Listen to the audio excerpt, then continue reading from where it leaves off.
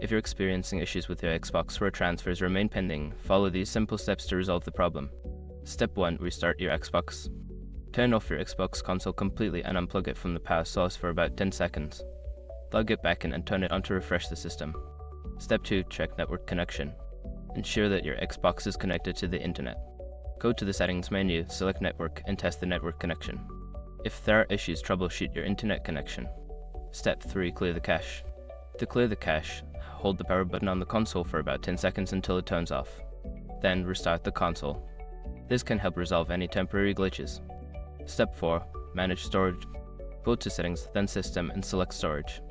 Check if there is enough space available for the transfer.